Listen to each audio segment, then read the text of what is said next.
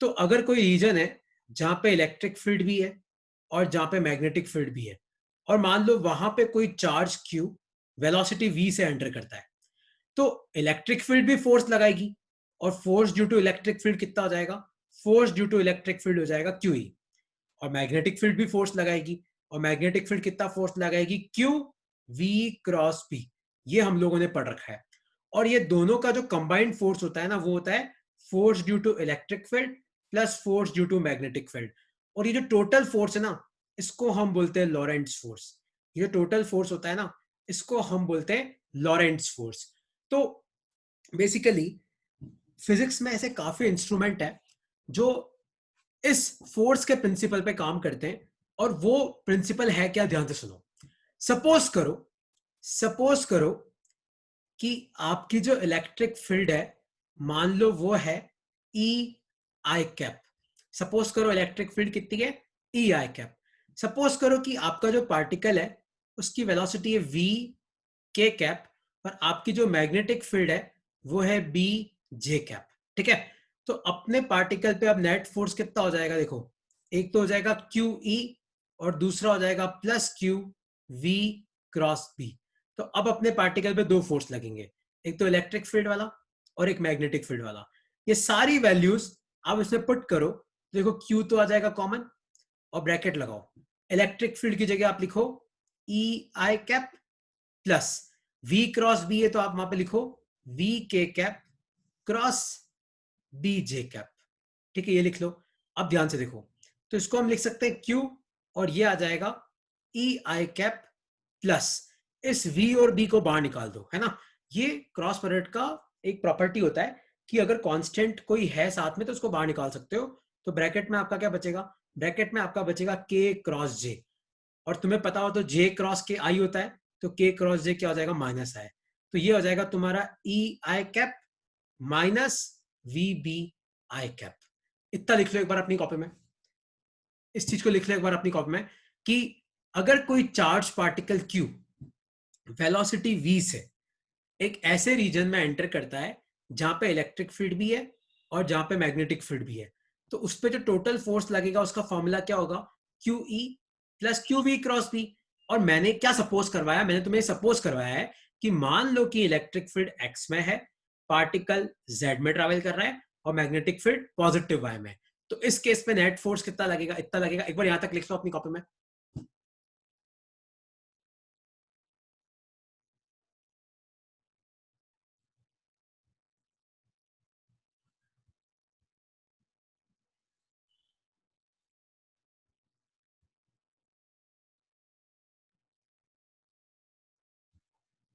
एक बार यहां तक लिख लो अपनी कॉपी में।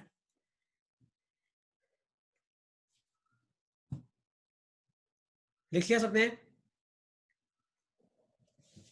एक मिनट।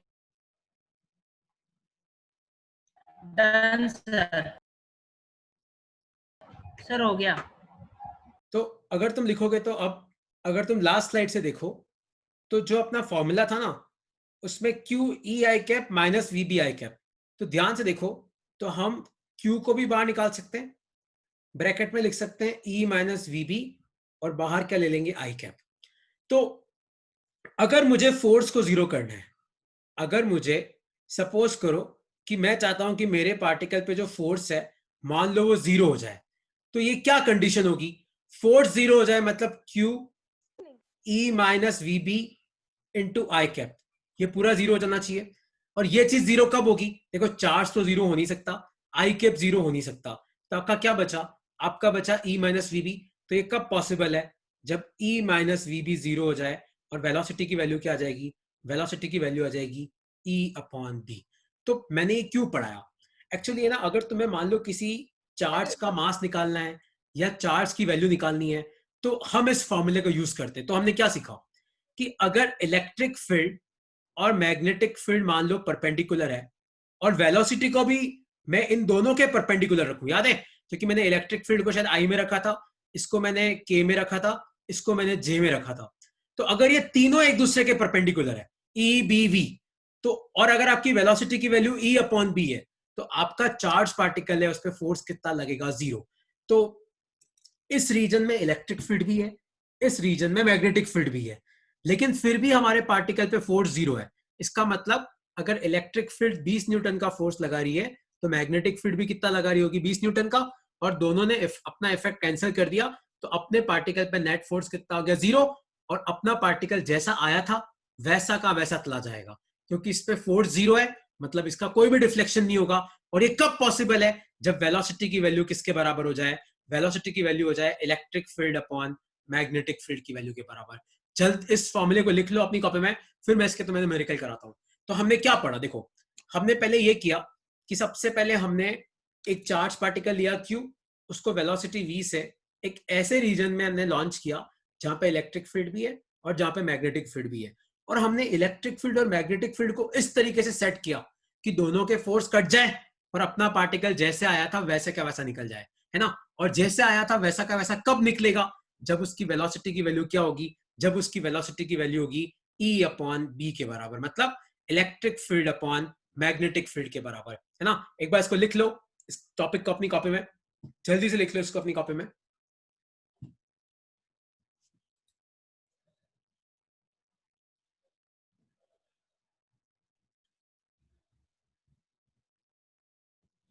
इस टॉपिक को लिख लो अपनी कॉपी में। तो क्या कोई तुम्हें अगर पूछे कि एक रीजन में इलेक्ट्रिक फील्ड भी है और मैग्नेटिक फील्ड भी है, क्या फिर भी पार्टिकल पे फोर्स 0 हो सकता है क्या? हाँ हो सकता है। कब हो सकता है? जब वेलोसिटी की वैल्यू किसके बराबर हो जाए, E अपॉन बी के, है ना। तो अगला क्वेश्चन तुम्हें ही सॉल्व करना है। इसको लिख लो इस फॉर्मूले को, V equal to E upon B, ये इसका डेरिवेशन है ऊपर वाला, है ना। तो ये पहले हमने क्या किया, सबसे पहले हमने देखा कि किसी रीजन में अगर इलेक्ट्रिक फील्ड E है, मैग्नेटिक फील्ड B है, और मैंने किसी चार्ज पार्टिकल Q को वेलोसिटी V से लॉन्च किया, तो उस पर इलेक्ट्रिक फील्ड भी फोर्स लगाएगी, उस पर मैग्नेटिक फील्ड भी फोर्स लगाएगी, और इन दोनों को ऐड करने पे जो फोर्स बनता है, इस फोर्स को हम क्या बोलते हैं, इसको हम बोलते हैं लॉरेंट्ज फोर्स, ठीक है। फिर मैंने चेक किया कि वो क्या कंडीशन हो, वो क्या कंडीशन हो कि इलेक्ट्रिक फील्ड भी है और मैग्नेटिक फील्ड भी है और फिर भी फोर्स 0 हो जाए। तो मैंने क्या किया, मैंने इलेक्ट्रिक फील्ड को लिया x डायरेक्शन में, वेलोसिटी को लिया z में, मैग्नेटिक फील्ड को लिया y में। इसके मल्टीपल आंसर हो सकते हैं, और मैंने सब वैल्यू पुट करी तो मेरे को क्या कंडीशन मिली, मेरे को ये कंडीशन मिली। और मैंने जब फोर्स को 0 किया, तो फोर्स 0 तभी हो सकता है जब E माइनस वी भी 0 हो जाए, और E माइनस वी भी 0 है, मतलब वेलोसिटी की वैल्यू क्या आ जाएगी, E अपॉन बी। मतलब वेलोसिटी की वैल्यू अगर E अपॉन बी है, इसका मतलब आपके पार्टिकल पे कोई भी फोर्स नहीं लगेगा। और याद रखना, E और B अगर परपेंडिकुलर होते ना, तो इनको हम बोलते crossed electric and magnetic field. Crossed word का मतलब ही यह है कि इलेक्ट्रिक और मैग्नेटिक फील्ड दोनों एक दूसरे के परपेंडिकुलर है ना। इस लाइन को तुम्हें याद रखना है, और इस फॉर्मूले को लिख लो अपनी कॉपी में, V equal to E by B. और फिर अगला क्वेश्चन तुम्हें सॉल्व करना है, क्वेश्चन है ये रहा। सर हाँ पूछो। सर सर एक बार पीछे, सर एक बार वापस से एक्सप्लेन कर देंगे, वो बीच में नेट चला गया था। ओके तो देख, सबसे पहले तो अगर किसी रीजन में इलेक्ट्रिक फील्ड भी है, मैग्नेटिक फील्ड भी है, और मैं किसी चार्ज Q को वेलोसिटी V से लॉन्च करूं, तो उस पर इलेक्ट्रिक फील्ड कितना फोर्स लगाएगी, QE। मैग्नेटिक फील्ड कितना लगाएगी, QV क्रॉस B। तो अपने पार्टिकल पे नेट फोर्स कितना होगा, FE प्लस FB, और दोनों की वैल्यू मुझे पुट करनी है। तो मैंने ये एज्यूम किया कि मान लो कि इलेक्ट्रिक फील्ड I कैप में है, वेलोसिटी K कैप में है, मैग्नेटिक फील्ड J कैप में है, और तीनों वैल्यू पुट करने पे मुझे ये कंडीशन मिली, कौन सी, Q E i cap minus v B i cap. पर इसको जब मैंने 0 के बराबर पुट किया, तो मुझे ये कंडीशन मिली, V equal to E by B. इसका मतलब अगर वेलोसिटी की वैल्यू E अपॉन बी है, तो अपने पार्टिकल पे नेट फोर्स 0 हो जाएगा, और पार्टिकल का कोई भी डिफ्लेक्शन नहीं होगा, है ना। इसका मतलब यह है कि पार्टिकल का कोई भी डिफ्लेक्शन नहीं होगा, पार्टिकल पे नेट फोर्स कितना आ जाएगा, 0। Okay sir. तो विनायक ने अभी ज्वाइन किया है, विनायक ये फॉर्मूला लिख ले अपनी कॉपी में, V equal to E upon B. तो अगर वेलोसिटी की वैल्यू E अपॉन बी है, तो आपका जो पार्टिकल है उसका कोई डिफ्लेक्शन नहीं होगा, क्योंकि मैग्नेटिक फोर्स जितना भी है वो इलेक्ट्रिक फोर्स बैलेंस कर लेगा, है ना। तो आप सब ध्यान से सुनो। तो क्वेश्चन है ये कि आपकी इलेक्ट्रिक फील्ड है इस डायरेक्शन में, और आपको इलेक्ट्रिक फील्ड की वैल्यू दे रखी है 20 न्यूटन पर कूलम। आपकी मैग्नेटिक फील्ड है ऊपर वाली डायरेक्शन में, और आपको मैग्नेटिक फील्ड की वैल्यू दे रखी है, सपोज करो 10 टेस्ला। कितनी दे रखी है, 10 टेस्ला। तो आपको बताना है कि किसी भी चार्ज पार्टिकल की क्या वेलोसिटी हो कि उसका कोई भी डिफ्लेक्शन नहीं हो, कि उसका नो डिफ्लेक्शन हो। तो पहले मुझे आप सिर्फ वेलोसिटी की वैल्यू पता करके बताओ, फिर मैं तुम्हें डायरेक्शन निकालना सिखाऊंगा। सब मुझे वेलोसिटी की वैल्यू पता करके बताओ कि उसका कोई भी डिफ्लेक्शन ना हो, मतलब जैसा पार्टिकल आया था वैसा का वैसा चला जाए। तो क्या होगा, मैंने तुम्हें अभी बोला था वेलोसिटी की वैल्यू तुम्हें याद रखनी है, क्या होगी सर वेलोसिटी 2। की वैल्यू? तो वेलोसिटी की वैल्यू हो जाएगी E अपॉन बी। तो अगर तुम वैल्यू पुट करोगे तो 20/10, तो ये कितना आएगा 2 मीटर पर सेकेंड। अब आपका क्वेश्चन है, क्योंकि मैंने तुम्हें वेलोसिटी वेलोसिटी पूछी है तो मतलब वैल्यू भी इंपॉर्टेंट है और डायरेक्शन भी इंपॉर्टेंट है ना। और अपना जो चार्ज था वो पॉजिटिव है, चार्ज क्या है अपना पॉजिटिव। तो अब मेरा क्वेश्चन है कि वेलोसिटी की डायरेक्शन क्या होगी। मेरा क्वेश्चन क्या है कि वेलोसिटी की डायरेक्शन क्या होगी। सब ध्यान से देखना, वेलोसिटी की डायरेक्शन कैसे निकालेंगे। सबसे पहले आप देखो इलेक्ट्रिक फील्ड की डायरेक्शन क्या होगी। तो force due to electric field का फॉर्मूला क्या है? Force due to electric field होती क्यू ई। देखो चार्ज तो मैंने दे रखा है कि पॉजिटिव है, और ध्यान से देखो इलेक्ट्रिक फील्ड किस में, इलेक्ट्रिक फील्ड आई कैप में है कि नहीं है, तो यहां पे लिख दो आई कैप। मतलब इलेक्ट्रिक फील्ड का फोर्स किस डायरेक्शन में, इलेक्ट्रिक फील्ड का फोर्स है आई कैप में। इलेक्ट्रिक फील्ड का फोर्स कहां है? आई कैप में। तो अगर मुझे इस पार्टिकल पे नेट फोर्स जीरो कराना है, तो इलेक्ट्रिक फील्ड अगर आगे फोर्स लगा रही है तो नेट फोर्स जीरो कब होगा? जब मैग्नेटिक फील्ड कहां फोर्स लगाएगी, जब मैग्नेटिक फील्ड कहां फोर्स लगाएगी पीछे की तरफ। तो मैग्नेटिक फील्ड की डायरेक्शन क्या आनी चाहिए? मैग्नेटिक फील्ड की डायरेक्शन आनी चाहिए माइनस आई कैप। अब ये कैसे लेके आएंगे? तो सबसे पहले आप मैग्नेटिक फील्ड का फॉर्मूला लिखो। मैग्नेटिक फील्ड का फॉर्मूला होता है क्यू वी क्रॉस बी। ठीक है, अब मैग्नेटिक फील्ड की डायरेक्शन क्या आनी चाहिए? मैग्नेटिक फील्ड की डायरेक्शन आनी चाहिए माइनस आई कैप। सबको मेरे साथ साथ चलना पड़ेगा, है ना, दिमाग लगाना है तुम्हें। चार्ज क्या है? चार्ज है पॉजिटिव।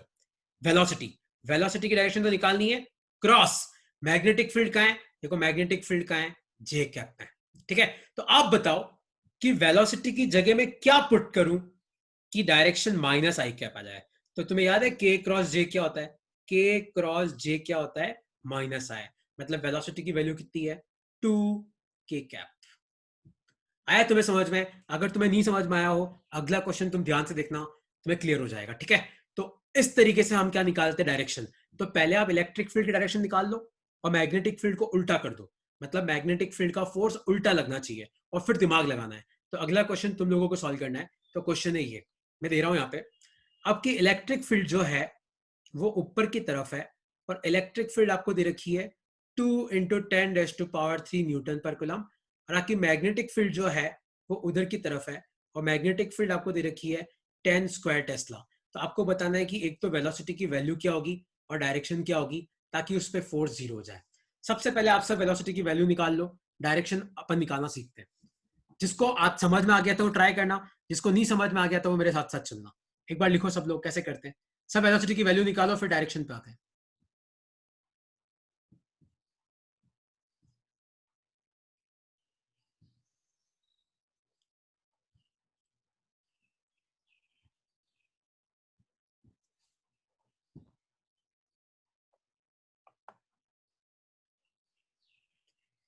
सब वेलोसिटी की वैल्यू निकाल लो एक बार।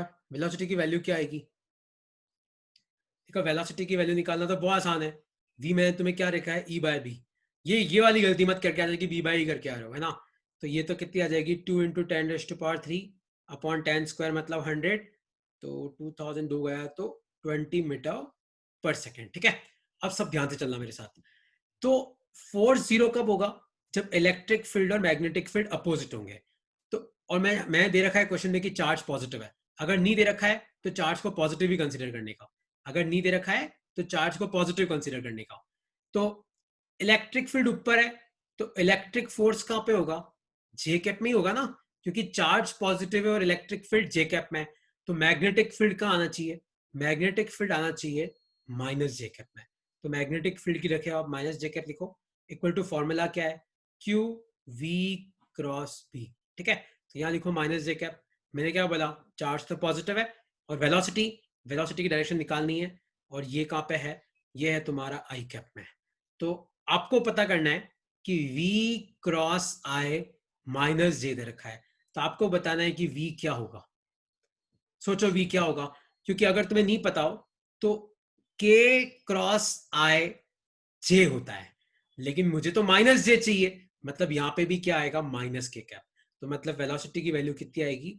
20 माइनस के कैप मीटर पर सेकेंड। बहुत इंपॉर्टेंट कंसेप्ट है, बहुत ज्यादा इंपॉर्टेंट कंसेप्ट है ये, है ना। प्लीज इस कंसेप्ट को याद रखना, और अगर तुम्हें डाउट हो तो मैं तुम्हें एक क्वेश्चन और देता हूं, अगर नहीं डाउट हो तो मैं आगे बढ़ता हूं। तो बेसिकली आज मैंने तुम्हें क्या पढ़ाया? सबसे पहले तो हमने ये पढ़ा कि वो क्या कंडीशन होगी कि इलेक्ट्रिक फील्ड भी है और मैग्नेटिक फील्ड भी है, फिर भी फोर्स जीरो है। तो वो क्या कंडीशन होगी जब v किसके बराबर हो जाएगा? E अपॉन बी के। और डायरेक्शन निकालना मैंने तुम्हें सिखाई दिया है। क्रॉस्ड इलेक्ट्रिक और मैग्नेटिक फील्ड का मतलब क्या है? क्रॉस्ड इलेक्ट्रिक और मैग्नेटिक फील्ड का मतलब होता है कि इलेक्ट्रिक फील्ड और मैग्नेटिक फील्ड दोनों एक दूसरे के परपेंडिकुलर है ना। किसी को अब तक कोई डाउट हो तो पूछ लो, नहीं तो मैं आगे बढ़ता हूँ। सर ये एफ बी माइनस जे कैसे आया, एक बार आप वापस एक्सप्लेन कर दोगे? तो कौन सा एफ बी माइनस जे कैसे आया? अच्छा देख, यहाँ पे देख, तेरी इलेक्ट्रिक फील्ड जे कैप में है, इलेक्ट्रिक फील्ड तेरी ऊपर की तरफ है जे कैप में, है ना। तो तेरा इलेक्ट्रिक फोर्स भी ऊपर की तरफ ही होगा, क्योंकि force due to electric field क्या होता है? क्यू ई, यही होता है। और मैंने बोल रखा है कि चार्ज तो पॉजिटिव है और इलेक्ट्रिक फील्ड जे कैप में, मतलब इलेक्ट्रिक फील्ड तेरी कहाँ है? ऊपर की तरफ। और मुझे अगर चार्ज पे फोर्स जीरो करना है, तो इलेक्ट्रिक फील्ड अगर ऊपर फोर्स लगा रही है तो मैग्नेटिक फील्ड को कहाँ लगाना पड़ेगा? नीचे की तरफ। तभी तो तेरा टोटल फोर्स जीरो होगा। अगर 2 न्यूटन ऊपर लग रहा है और मुझे नेट फोर्स जीरो करना है, तो अगला 2 न्यूटन कहाँ लगाना पड़ेगा? नीचे की तरफ। इसलिए मैंने मैग्नेटिक फील्ड को किसके बराबर लिखा? माइनस जे की। सिर्फ डायरेक्शन है, वैल्यू नहीं है। इसका मतलब है कि मैग्नेटिक फील्ड किस डायरेक्शन में होगी? माइनस जे कैप में। Okay sir. ओके, अच्छा, अब आते हैं हम नेक्स्ट चीज। किसी का कोई डाउट है इसमें तो पूछ लो, नहीं तो मैं नेक्स्ट टॉपिक पे आता हूँ। सर इसका एक और न्यूमेरिकल्स दे सकते हो ठीक है, क्या मैं आप? एक और न्यूमेरिकल दे रहा हूं। मान लो कि आपकी मैग्नेटिक फील्ड अंदर की तरफ है। क्रॉस का मतलब होता है कि मैग्नेटिक फील्ड का है माइनस के कैप डायरेक्शन में। तो आपकी मैग्नेटिक फील्ड मान लो अंदर की तरफ है, और मैग्नेटिक फील्ड की वैल्यू आपको दे रखी है 100 टेस्ला। और आपकी जो इलेक्ट्रिक फील्ड है वो इस तरफ है, आगे की तरफ। और आपको इलेक्ट्रिक फील्ड की वैल्यू दे रखी है 10 न्यूटन पर कूलम। तो आपको बताना है कोई पॉजिटिव चार्ज है, कोई पॉजिटिव चार्ज है, तो उस चार्ज की क्या वेलोसिटी होगी कि उस पर फोर्स जीरो हो जाएगा। मतलब आपको वैल्यू भी बतानी है और डायरेक्शन भी बतानी है। ट्राई करो सब।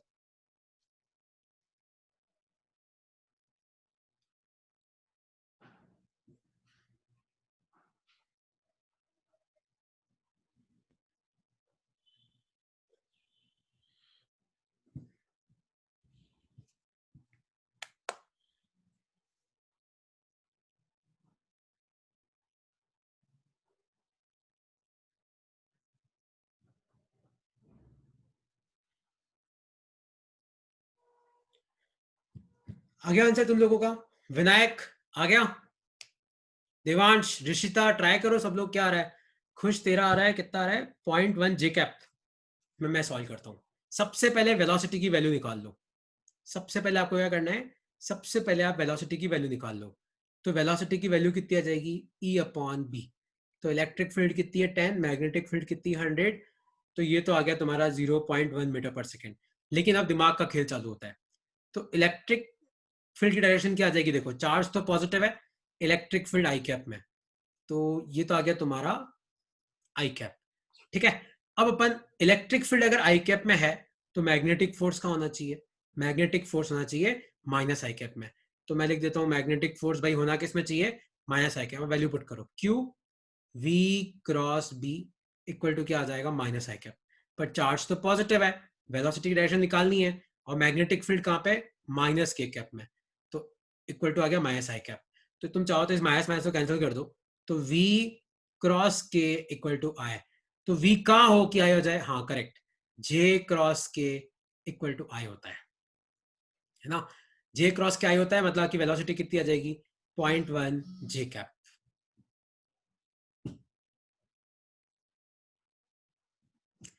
क्लियर हुआ सबको? कोई डाउट है किसी को? कोई डाउट है तो पूछ लो, वरना मैं आगे बढ़ता हूं।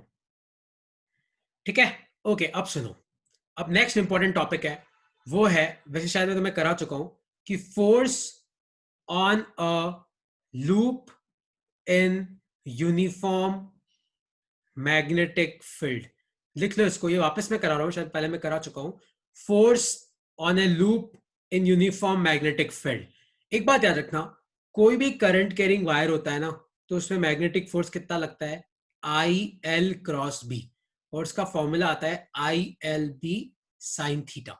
ठीक है, तो मान लो कि आपकी मैग्नेटिक फील्ड इधर से इधर की तरफ है, मैग्नेटिक फील्ड का है अपनी इधर से इधर की तरफ, और मेरा एक लूप है, एक करंट कैरिंग लूप है, वो मान लो मेरा ऐसे पड़ा हुआ है, तो ये मेरा लूप पड़ा हुआ है। ठीक है, और मान लो कि मेरा जो करंट है वो इस तरीके से फ्लो कर रहा है, आई इधर, आई इधर, आई इधर, और मेरा आई पीछे की तरफ। ठीक है, और इस लूप के 4 पार्ट है, कौन सा, ए बी सी और डी।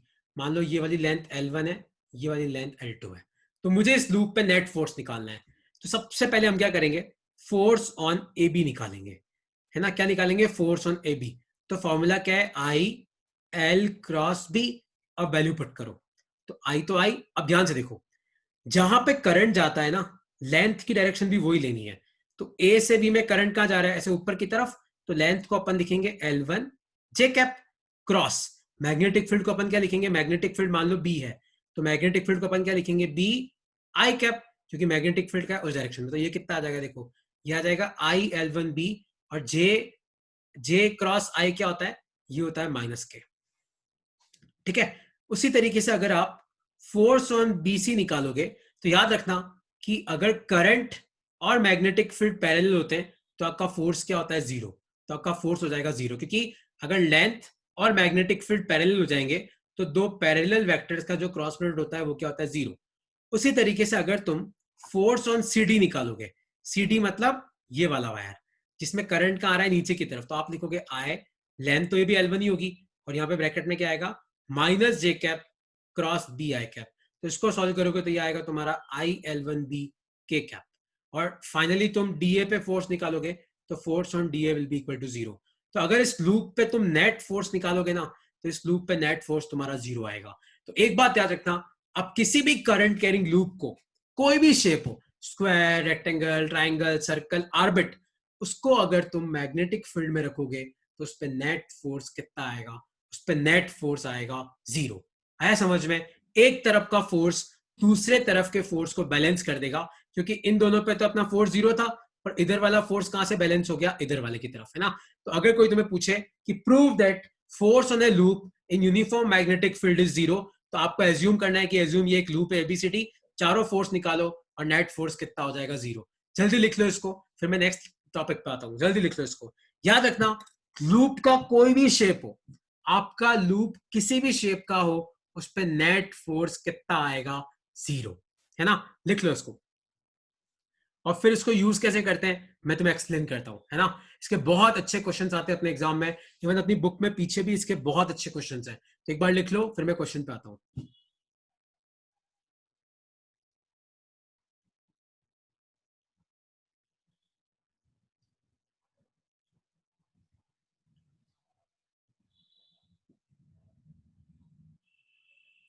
एक बार लिख लो।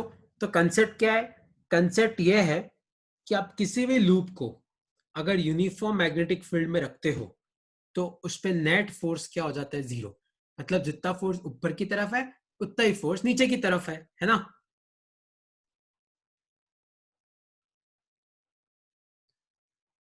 Is it 0 on any particular shape of loop, नहीं नहीं नहीं लक्ष्यता, सब पूरा लूप होना चाहिए।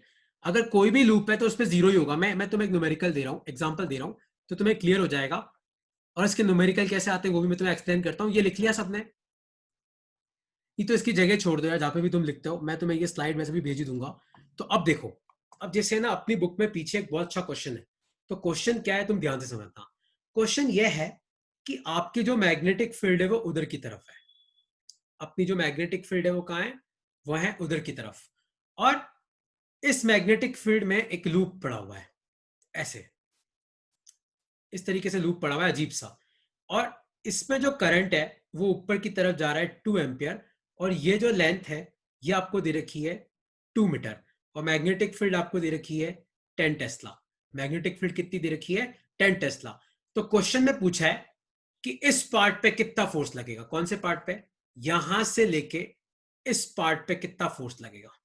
तो नेट फोर्स कितना है, लूप कैसा भी हो, अगर मैग्नेटिक फील्ड यूनिफॉर्म है तो नेट फोर्स कितना है, 0। तो अपन एक काम करते हैं, इधर का तो अपन निकाल नहीं सकते, कितना अजीबोगरीब शेप है, कैसे निकालोगे, लेकिन इधर का तो निकाल सकते ना। तो इधर पे कितना फोर्स आएगा, तो इधर पे आपका फोर्स आ जाएगा, एक सेकंड ना, इधर पे फोर्स आ जाएगा अपना F equal to i L cross B. तो करंट कितना है, करंट है 2 एम्पियर। लेंथ कितना है 2 जे कैप, क्योंकि करंट ऊपर की तरफ है, जहां करंट होता है लेंथ भी वही होती है। क्रॉस मैग्नेटिक फील्ड कितनी है 10 आई कैप। तो 2 2 जा 4 10 जा 40 आ गया। जे क्रॉस आई क्या होता है माइनस के कैप। तो इस वाले पार्ट पे कितना फोर्स है, इस वाले पार्ट पे फोर्स है तुम्हारा -40 के कैप, लेकिन नेट फोर्स 0 है, मतलब इस पार्ट पे कितना होगा +40 के कैप। तो इस तरीके से क्वेश्चन सॉल्व करते हैं। तो अगर लूप के किसी आधे पार्ट पे तुम फोर्स निकाल सकते हो ना, तो अगले आधे पे भी उतना ही फोर्स होगा, लेकिन कहां होगा, अपोजिट होगा, क्योंकि नेट फोर्स कितना करना है 0, है ना। तो अगला क्वेश्चन तुम लोगों को सॉल्व करना है। तो अगला क्वेश्चन है ये, इसी कंसेप्ट पे सॉल्व करना है। क्वेश्चन है ये कि तुम्हारी जो मैग्नेटिक फील्ड है, तुम्हारी मैग्नेटिक फील्ड इस तरीके से अंदर की तरफ है। तो आपकी जो मैग्नेटिक फील्ड है वो है आपके अंदर की तरफ, और यहां पे आपको, एक सेकंड, यहां पे आपको एक लूप दे रखा है इस तरीके से, बस आधा लूप ही दे रखा है, बंद नहीं किया इसको। तो ये एक सर्कल दे रखा है और इसमें करंट फ्लो कर रहा है 2 एम्पियर, और आपको दे रखा है कि ये डिस्टेंस जो है वो है 2 मीटर, और मैग्नेटिक फील्ड आपको दे रखी है 100 टेस्ला। तो आपको बताना है कि इस आधे सर्कल पे कितना फोर्स लग रहा है। आपको क्या बताना है कि इस आधे सर्कल पे कितना फोर्स लग रहा है, क्योंकि ये तो पूरा लूप नहीं है, इस पे तो फोर्स लगेगा, ये तो पूरा लूप नहीं है ना, ये तो आधा लूप ही है। तो आपको बताना है कि इस पे कितना फोर्स लग रहा है। कैसे सॉल्व करोगे, ट्राई करो। इनको बोलते हैं ओपन लूप क्वेश्चंस। तुम देखना तुम्हारी बुक में एनसीईआरटी में पीछे ना ऐसे अजीब सा लूप बना रखा है अमीबा जैसा, और उस पर फिर फोर्स पूछा हुआ है। सेम कंसेप्ट है। कैसे करोगे सोचो, देखो दिमाग लगाओ। तो अगर मान लो ये पूरा लूप होता, अगर मान लो ये पूरा लूप होता, अगर ये पूरा होता क्लोज्ड लूप, तो इस पे नेट फोर्स कितना होता। अगर ये पूरा लूप होता तो इस पे नेट फोर्स कितना होता, 0। लेकिन अभी तो ये आधा ही है, लेकिन जितना फोर्स इस पे लग रहा होगा उतना ही फोर्स तो ऊपर भी लग रहा होगा, तभी तो नेट फोर्स 0 होगा। तो अपन क्या करते हैं, इस नीचे कितना फोर्स है ये निकाल लेते हैं। तो इस पे कितना फोर्स लगेगा, तो फोर्स का फॉर्मूला पुट करो आई एल क्रॉस बी। अब अगर इधर करंट 2 एम्पियर है तो करंट तो पीछे की तरफ जाएगा ना 2 एम्पियर। तो इसको तुम लिखोगे करंट तो कितना है 2, लेंथ कितनी आ जाएगी 2, लेकिन क्या आएगा माइनस आई कैप, क्योंकि जहां करंट होता है लेंथ वही जाता है। क्रॉस मैग्नेटिक फील्ड कितनी 100, और मैग्नेटिक फील्ड भी कितनी है माइनस के कैप। इसको सॉल्व कर लो, 2 2 जा 4, तो ये आ जाएगा 400, और माइनस माइनस प्लस हो गया आई क्रॉस के।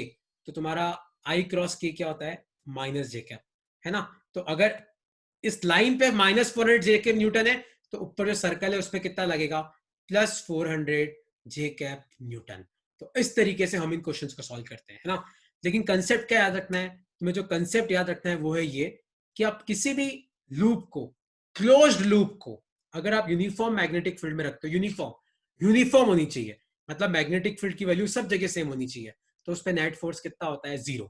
अगर मान लो तुम्हें आधा लूप ही दे रखा है, तो लाइन से बाकी को ज्वाइन कर दो, जहां पे लूप छुटा हुआ है उस लाइन पे जितना फोर्स लगेगा उतना ही आधे पे लगेगा। एक तो ये कंसेप्ट तुम्हें याद रखना है। एक क्लास के शुरुआत में हमने कौन सा कंसेप्ट पढ़ा था याद है, कि वो क्या कंडीशन होगी कि जब इलेक्ट्रिक फील्ड भी है, मैग्नेटिक फील्ड भी है, लेकिन फिर भी फोर्स 0 हो जाए। तो वेलोसिटी कितनी होनी चाहिए E/B, और डायरेक्शन कैसे निकालते हैं वो मैंने तुम्हें सिखा दिया है। कोई डाउट है अब तक तो पूछ लो, क्योंकि मेरा जो अगला टॉपिक है टॉर्क, वो तो यार मैं तुम्हें आज करा नहीं पाऊंगा, लंबा टॉपिक है। तो नेक्स्ट क्लास में अपना टॉर्क ऑन डायपोल या टॉर्क ऑन ए लूप आएगा, और फिर अपन मैग्नेटिक फील्ड की तरफ बढ़ेंगे। किसी को अब कोई डाउट है तो पूछ लो, क्योंकि 4-5 मिनट बाकी है, शायद 6 मिनट बाकी है। किसी को कोई डाउट है सर पूछ लो। हाँ पूछो। सर इसके पहले वाले क्वेश्चन में जो, मतलब इसके पहले वाली स्लाइड में जो आपने क्वेश्चन कराया है, उसमें कैसे पता पड़ा कि जो लाइन है ना, स्ट्रेट लाइन, ये हाफ है और इधर वाले में हाफ होगा। नहीं देख, कहीं पे भी, जैसे मान ले कि है ना, मैं तेरे को ऐसे दे दूं, एक सेकंड ना, मान ले कि मैं तेरे को बोल दूं 1 सेकंड,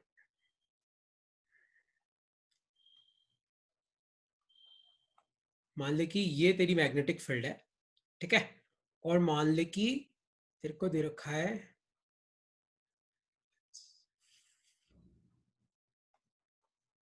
और ये तेरा लूप है, ठीक है, इतना। मैं पूछूं कि बता इस पे कितना फोर्स लग रहा है, ठीक है। तो अभी तो इस पे फोर्स लगेगा, क्योंकि क्लोज लूप थोड़ी है, लेकिन क्लोज लूप होगा तो इस पे फोर्स कितना हो जाएगा 0। तो मान ले कि अभी इस लूप पे फोर्स लग रहा है F1। अब क्या कर, इसको क्लोज लूप बना दे। तो मैं क्या करता हूं, इसको एक लाइन से ज्वाइन कर देता हूं। तो जैसे ही ज्वाइन करूंगा, अब बता अब नेट फोर्स कितना होगा। अब तो 0 हो जाएगा ना, इसका मतलब तो इस 0 पार्ट पे कितना फोर्स लग रहा होगा, -F1। तो इस पे निकालना तो आसान है ना, उस पे तो कैसे निकालेंगे अपन। तो इसलिए है ना, मैं समझ गया तुम्हारा डाउट क्या है कि सर ये तो इतना बड़ा है और आपने जो ज्वाइन किया वो तो छोटा सा है, उस पर ध्यान नहीं देना है। ऐसा समझ में कि नेगेशन पे चल रहा है कि इस पे जैसे ही आप क्लोज करोगे नेट फोर्स 0 हो जाएगा, मतलब इस पे जितना फोर्स लग रहा था उतना ही उस पे भी लग रहा था, पर दोनों अपोजिट होंगे। Okay sir. और किसी को कोई डाउट है तो पूछ लो, वरना आप मीटिंग लीव कर सकते हो। इस टॉपिक का मैं तुम्हें क्विज आज भेज दूंगा शाम तक, है ना। इस टॉपिक के जो भी क्वेश्चन है मैं तुम्हें आज भेज दूंगा। Okay thank you sir. चलो bye bye. Thank you sir.